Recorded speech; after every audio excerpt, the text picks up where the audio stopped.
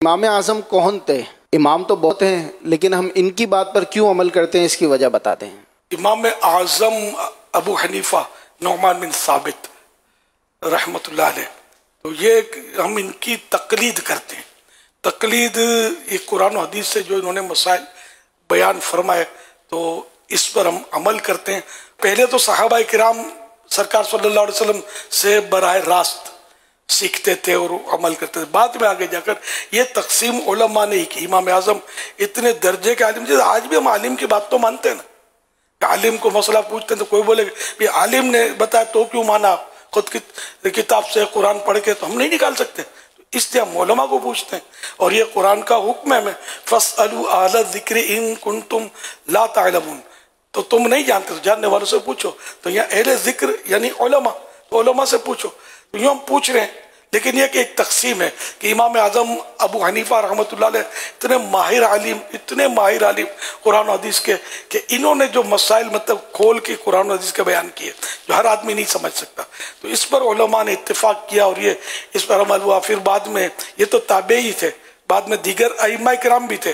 4 मशहूर इमामों की तकलीद की जाती है, वैसे औरों की भी की गई है मुज्तहिदीन की, लेकिन अब दुनिया में 4 इमाम रह गए। इमाम आज़म की तकलीद हम इसलिए करते हैं कि वैसे तो बकसरत उलमा ने ये लिखा है कि जो मज़हब अहले सुन्नत व जमात है वो अब इन 4 मज़ाहिब के अंदर ही है। यानी दुनिया की आप जितनी भी आबादी है, सारी आबादी देखेंगे तो उसमें से 90% आपको वही मिलेंगे कि जो इन 4 इमामों में से किसी न किसी इमाम की पैरवी करते हैं।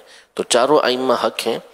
और जो दीगर मज़ाहिब थे जैसे इमाम औज़ाई का, इमाम सुफियान सौरी रहमतुल्लाहि तआला अलैह का, दीगर और आइम्मा के मज़ाहिब थे, लेकिन चूँकि अल्लाह पाक की मर्ज़ी है जिसके मज़हब को उसने बाकी रखा, जिनके उसूल को उसने बाकी रखा, और इन 4 मज़ाहिब के जो बाद के उलमा आए उन्होंने मज़ीद इसके ऊपर काम किया और उनके उसूल, ज़ाब्ते, कानून ये सारे मुरतब किए, तो यूँ ये 4 बाकी रहे और सारी दुनिया के अंदर फैले। तो अब सारी दुनिया के मुसलमानों का एक तरह से इस पर इजमा है कि इनमें से किसी न किसी की पैरवी की जाएगी, और पैरवी वही होती है कि कुरान और सुन्नत की रोशनी के अंदर इन्होंने जो उसूल और ज़ाब्ते दिए हैं, जो मसाइल बयान किए हैं, उसी को हम फॉलो कर रहे होते हैं। और हकीकतन वो कुरान और सुन्नत की पैरवी होती है, उसी के पीछे चलना होता है। बाकी रहा हम क्यों हैं, तो हम इसलिए कि हमारे इमाम, हमारे जो इलाके हैं उसके अंदर हमेशा से फ़िक़्ह हनफ़ी ये राइज रही है, तो उसी की पैरवी की जाती है। बहुत सारे ममालिक हैं जहाँ पर इमाम शाफ़ई के पैरोकार हैं तो इमाम शाफ़ई की तकलीद करते हैं। बहुत सारे जगह हैं कि जहाँ इमाम मालिक की तकलीद होती है तो वहाँ पर उनकी तकलीद होती है। तो जो जहाँ होता है और जिस मज़हब पर वो चल रहा होता है फिर उसी पर उसने चलना होता है, तो इसलिए किसी न किसी एक इमाम की पैरवी की जाती है। और दाता हुजूर ये हनफी थे। हमारे गौसे आज़म हम्बली जिनके हम मुरीद हैं, तो तरीक़त में हमारे इमाम गौसबाग हैं।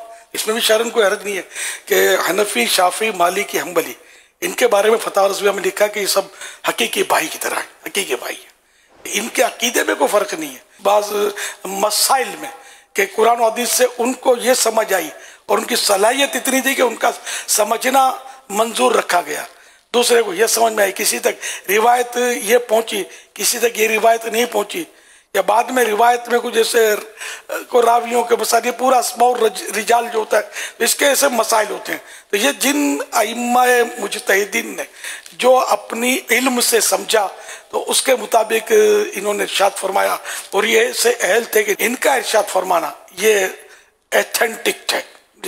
तो यूँ मतलब है कि इनकी तकलीद के सिलसिले चले। बड़े बड़े उलमा, बुजुर्गान दीन, औलिया किराम, ये किसी न किसी इमाम के मुक़ल्लिद होते थे।